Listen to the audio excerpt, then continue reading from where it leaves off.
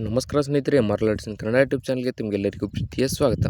ಇವತ್ತಿನ ಈ ಒಂದು ವಿಡಿಯೋದಲ್ಲಿ ನಾನು ನಿಮಗೆ ತಿಳಿಸ್ಕೊಡ್ತಾ ಇದ್ದೀನಿ ಅಂತಂದರೆ, ಕರ್ನಾಟಕ ರಾಜ್ಯ ಕಾನೂನು ಸೇವೆಗಳ ಪ್ರಾಧಿಕಾರದಿಂದ ಶಾಖಾಧಿಕಾರಿ ಅಂತ ಹೊಸ ಹುದ್ದೆಯನ್ನು ಕಾಲ್ಫಾರ್ ಮಾಡಲಾಗಿದೆ. ಸೊ ಈ ಒಂದು ಹುದ್ದೆಗೆ ನೀವು ಅಪ್ಲಿಕೇಶನ್ ಹಾಕಬೇಕಂತಂದರೆ ಶೈಕ್ಷಣಿಕ ಅರ್ಹತೆ ಎಷ್ಟು ಮುಗಿಸಿರಬೇಕು, ಇಲ್ಲಿ ನಿಮಗೆ ಆಯ್ಕೆ ಪ್ರಕ್ರಿಯೆ ಯಾವ ರೀತಿ ಇರುತ್ತೆ, ಹಾಗೆ ಇಲ್ಲಿ ಏನಪ್ಪ ಅಂತಂದರೆ ಅಪ್ಲಿಕೇಶನ್ ಫೀಸ್ ಆಗಿರ್ಬೋದು, ಅಪ್ಲಿಕೇಶನ್ ಪ್ರಾರಂಭ ದಿನಾಂಕ ಮತ್ತು ಕೊನೆಯ ದಿನಾಂಕ ಯಾವುದು, ಎಲ್ಲ ಮಾಹಿತಿ ನಿಮಗೆ ಇದೇ ವಿಡಿಯೋದಲ್ಲಿ ತಿಳಿಸ್ಕೊಡ್ತಾ ಹೋಗ್ತೀನಿ. ಮಿಸ್ ಮಾಡದೆ ವಿಡಿಯೋ ಕೊನೆವರೆಗೂ ನೋಡಿ.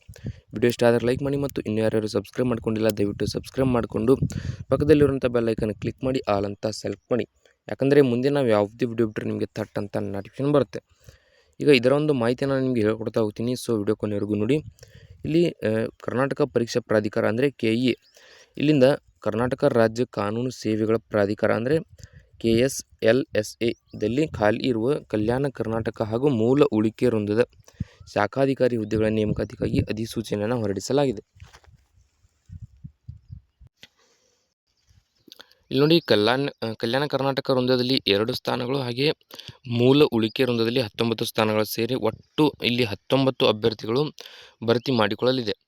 ಹಾಗೆ ಇಲ್ಲಿ ನೀವು LLB ಪದವಿ ಹೊಂದಿರುವ ಅಭ್ಯರ್ಥಿಗಳು KE ಅಧಿಕೃತ ಜಾಲತಾಣಕ್ಕೆ ಭೇಟಿ ನೀಡಿ ಮೇ 15ರೊಳಗೆ ಅರ್ಜಿಯನ್ನು ಸಲ್ಲಿಸಬಹುದು ಅಂತ ಕೊಟ್ಟಿದ್ದಾರೆ. ನಿಮಗೆ ಅಪ್ಲಿಕೇಶನ್ ಹಾಕುವ ಲಿಂಕ್ ಬೇಕಂದರೆ ಇದೇ ವಿಡಿಯೋ ಕೆಳಗಡೆ ಡಿಸ್ಕ್ರಿಪ್ಷನಲ್ಲಿ ಕೊಟ್ಟಿರ್ತೀನಿ, ಅದರ ಮೇಲೆ ಕ್ಲಿಕ್ ಮಾಡಿ ಡೈರೆಕ್ಟಾಗಿ ಅರ್ಜಿಯನ್ನು ಸಲ್ಲಿಸಿ. ಇಲ್ಲಿ ಕರೆಕ್ಟಾಗಿ ತಿಳ್ಕೊಳ್ಳಿ, ಕಲ್ಯಾಣ ಕರ್ನಾಟಕ ವೃಂದದಲ್ಲಿ 2 ಪೋಸ್ಟ್ಗಳು ಖಾಲಿ ಇವೆ, ಮೂಲ ಉಳಿಕೆ ವೃಂದದ್ದು 17 ಪೋಸ್ಟ್ಗಳು ಖಾಲಿ ಇವೆ. ಒಟ್ಟು 19 ಅಭ್ಯರ್ಥಿಗಳನ್ನು ಇಲ್ಲಿ ಆಯ್ಕೆ ಮಾಡಿಕೊಳ್ಳಲು ಅಪ್ಲಿಕೇಶನನ್ನು ಬಿಡುಗಡೆ ಮಾಡಿದ್ದಾರೆ.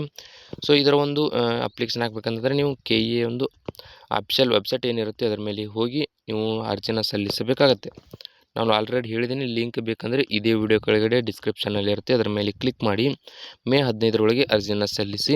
ಇಲ್ಲಿ ಮುಖ್ಯ ದಿನಾಂಕಗಳನ್ನು ಕೊಟ್ಟಿದ್ದಾರೆ ಅಂತಂದರೆ, ಇಲ್ಲಿ ಅಪ್ಲಿಕೇಶನ್ ಹಾಕಲು ಪ್ರಾರಂಭ ದಿನಾಂಕ ಏಪ್ರಿಲ್ 16ರಿಂದ ಅರ್ಜಿ ಸಲ್ಲಿಸಲು ಕೊನೆಯ ದಿನಾಂಕ ಮೇ 15 ಇರುತ್ತೆ.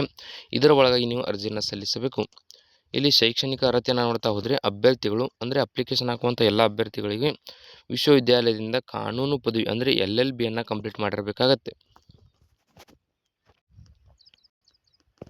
ಹಾಗೆ ಇಲ್ಲಿ ವಯಸ್ಸಿನ ಮಿತಿ ನೋಡ್ತಾ ಹೋಗಿ 16/4/2026ರಂತೆ ಕನಿಷ್ಠ 18 ವರ್ಷಗಳು, ಇಲ್ಲಿ 18 ವರ್ಷದಿಂದ ಹಿಡಿದು ನೋಡಿ ಕ್ಯಾಟಗರಿ ವೈಸ್ ಇಲ್ಲಿ ಏಜ್ ರಿಲ್ಯಾಕ್ಸೇಷನ್ ಕೊಟ್ಟಿದ್ದಾರೆ, ಕರೆಕ್ಟಾಗಿ ನೋಡ್ಕೊಳ್ತಾ ಹೋಗಿ. ಮಿನಿಮಮ್ ಎಲ್ಲರಿಗೂ 18ರಿಂದ ಸ್ಟಾರ್ಟ್ ಆಗಿದೆ.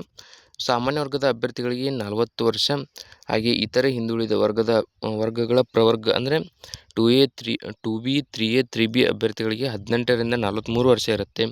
ಹಾಗೆ ಪರಿಶಿಷ್ಟ ಜಾತಿ, ಪರಿಶಿಷ್ಟ ಪಂಗಡ, ಇತರೆ ಹಿಂದುಳಿದ ವರ್ಗಗಳ ಪ್ರವರ್ಗ 1 ಅಭ್ಯರ್ಥಿಗಳಿಗೆ ಕನಿಷ್ಠ 18ರಿಂದ 45 ವರ್ಷದ ಒಳಗೆ ಇರತಕ್ಕಂಥ ಅಭ್ಯರ್ಥಿಗಳು ಮಾತ್ರ ಈ ಹುದ್ದೆಗೆ ಅರ್ಜಿಯನ್ನು ಸಲ್ಲಿಸಬಹುದು. ಹಾಗೆ ಇಲ್ಲಿ ಆಯ್ಕೆ ಪ್ರಕ್ರಿಯೆಯನ್ನು ನೋಡ್ತಾ ಹೋದರೆ ಮೊದಲಿಗೆ ನೋಡಿ, ಅಪ್ಲಿಕೇಶನ್ ಹಾಕಿದಂಥ ಎಲ್ಲ ಅಭ್ಯರ್ಥಿಗಳಿಗೆ ಸ್ಪರ್ಧಾತ್ಮಕ ಪರೀಕ್ಷೆಯನ್ನು ನಡೆಸ್ತಾರೆ. ಸ್ಪರ್ಧಾತ್ಮಕ ಪರೀಕ್ಷೆಯಲ್ಲಿ ಯಾರ್ಯಾರು ಪಾಸ್ ಆಗ್ತಾರೋ ಅಂಥವರಿಗೆ ಸಂದರ್ಶನ ಅಂದರೆ ಇಂಟರ್ವ್ಯೂ ನಡೆಸಿ ಈ ಹುದ್ದೆಗೆ ಆಯ್ಕೆಯನ್ನು ನಡೆಸಲಾಗುತ್ತೆ. ಈಗ ಆಯ್ಕೆ ಆದಂಥ ಅಭ್ಯರ್ಥಿಗಳಿಗೆ ವೇತನ ಶ್ರೇಣಿ ಅಂದರೆ ತಿಂಗಳ ವೇತನ ಎಷ್ಟಿರುತ್ತೆ ಅಂತಂದರೆ, ಸ್ಟಾರ್ಟಿಂಗ್ ನೋಡಿ 69,250ರಿಂದ ಹಿಡಿದು ಇಲ್ಲಿ ಪ್ಲಸ್ ಏನಪ್ಪ ಅಂದರೆ 1,650 ಈ ರೀತಿಯಾಗಿ ಪ್ಲಸ್ ಆಗ್ತಾ ಹೋಗಿ 1,34,200 ರೂಪಾಯಿವರೆಗೆ ನಿಮಗೆ ಪರ್ ಮಂತ್ ಸ್ಯಾಲ್ರಿ ಸಿಗ್ತಾ ಹೋಗುತ್ತೆ. ಸೊ ಕರೆಕ್ಟಾಗಿ ನೋಡ್ಕೊಳ್ಳಿ. ಇಲ್ಲಿ ಅರ್ಜಿ ಶುಲ್ಕ ಬಂದುಬಿಟ್ಟು ಕ್ಯಾಟಗರಿ ವೈಸ್ ಕೊಟ್ಟಿದ್ದಾರೆ, ಅದನ್ನು ಕೂಡ ನೋಡ್ತಾ ಹೋಗಿ. ಸಾಮಾನ್ಯ, ಇತರೆ ಹಿಂದುಳಿದ ವರ್ಗದ ಪ್ರವರ್ಗ ಅಂದರೆ 2A 2B 3A 3B ಅಭ್ಯರ್ಥಿಗಳಿಗೆ 1,000 ರೂಪಾಯಿ ಇರುತ್ತೆ. ಪರಿಶಿಷ್ಟ ಜಾತಿ, ಪರಿಶಿಷ್ಟ ಪಂಗಡ, ಹಾಗೆ ಇತರೆ ಹಿಂದುಳಿದ ವರ್ಗಗಳ ಪ್ರವರ್ಗ 1 ಅಂಗವಿಕಲ ಅಭ್ಯರ್ಥಿಗಳಿಗೆ 500 ರೂಪಾಯಿ ಇದೆ. ಸೊ ಅರ್ಜಿ ಸಲ್ಲಿಸೋದು ಹೇಗೆ ಅಂತಂದರೆ, ಅವರ ಒಂದು KSLSA ಅಂತ ಒಂದು ಅಫಿಷಿಯಲ್ ವೆಬ್ಸೈಟ್ ಏನಿರುತ್ತೋ ಅದರ ಮೇಲೆ ಕ್ಲಿಕ್ ಮಾಡಿ ನೀವು ಅರ್ಜಿಯನ್ನು ಸಲ್ಲಿಸಬಹುದು. ಇಲ್ಲಿ ನೋಡಿ, ಈ ರೀತಿಯಾಗಿ ನಿಮಗೆ ಕ್ಲಿಕ್ ಮಾಡಿದ ತಕ್ಷಣ ಈ ರೀತಿಯಾಗಿ ಪೇಜ್ ಓಪನ್ ಆಗುತ್ತೆ. ನೀವು ಆಲ್ರೆಡಿ ಅಪ್ಲಿಕೇಶನ್ ಹಾಕಿದ್ದೀರಾ ಅಂತಂದರೆ ಲಾಗಿನ್ ಮಾಡ್ಕೊಳ್ಳಿ, ಇಲ್ಲಪ್ಪ ಅಂತಂದರೆ ರಿಜಿಸ್ಟ್ರೇಷನ್ ಮಾಡಿಕೊಂಡು ಲಾಗಿನ್ ಮಾಡ್ಕೊಳ್ಳಿ. ಇಲ್ಲಿ ನಿಮಗೆ ಲಾಗಿನ್ ಆದ ತಕ್ಷಣವೇ ಅಲ್ಲಿ ನಿಮಗೆ ಅಪ್ಲಿಕೇಶನ್ ಹಾಕೋ ಲಿಂಕ್ ಕಾಣುತ್ತೆ, ಅದರ ಮೇಲೆ ಕ್ಲಿಕ್ ಮಾಡಿ ಅಪ್ಲಿಕೇಶನ್ ಹಾಕಿ. ಸೊ ನೋಟಿಫಿಕೇಶನ್ ಬೇಕಂದರೆ ಟೆಲಿಗ್ರಾಮ್ ಚಾನಲಲ್ಲಿ ಸಿಗುತ್ತೆ, ಟೆಲಿಗ್ರಾಮ್ ಚಾನಲ್ ಲಿಂಕ್ ಕೂಡ ಇದೇ ವಿಡಿಯೋ ಕೆಳಗಡೆ ಕೊಟ್ಟಿರ್ತೀನಿ, ಅದರ ಮೇಲೆ ಕ್ಲಿಕ್ ಮಾಡಿ ಡೈರೆಕ್ಟಾಗಿ ನೀವು ನೋಟಿಫಿಕೇಶನ್ನ ಓದಿಕೊಂಡು ಅಪ್ಲಿಕೇಶನ್ ಹಾಕ್ಬೋದು. ಸೊ ಈ ಒಂದು ವಿಡಿಯೋದಲ್ಲಿ ಇಷ್ಟಿರುತ್ತೆ. ವಿಡಿಯೋದಲ್ಲಿ ನಿಮ್ಗೆ ಏನಾದರೂ ಡೌಟ್ ಇದ್ದರೆ ಕಮೆಂಟ್ ಮಾಡಿ, ಮತ್ತು ಇನ್ನೂ ಯಾರ್ಯಾರು ಸಬ್ಸ್ಕ್ರೈಬ್ ಮಾಡ್ಕೊಂಡಿಲ್ಲ ದಯವಿಟ್ಟು ಸಬ್ಸ್ಕ್ರೈಬ್ ಮಾಡಿಕೊಂಡು ಪಕ್ಕದಲ್ಲಿರುವಂಥ ಬೆಲ್ ಐಕನ್ ಕ್ಲಿಕ್ ಮಾಡಿ ಆಲ್ ಅಂತ ಸೆಲೆಕ್ಟ್ ಮಾಡಿ. ಯಾಕಂದರೆ ಮುಂದೆ ನಾವು ಯಾವುದೇ ವಿಡಿಯೋ ಬಿಟ್ಟರೆ ನಿಮಗೆ ಥಟ್ ಅಂತ ನೋಟಿಫಿಕೇಶನ್ ಬರುತ್ತೆ.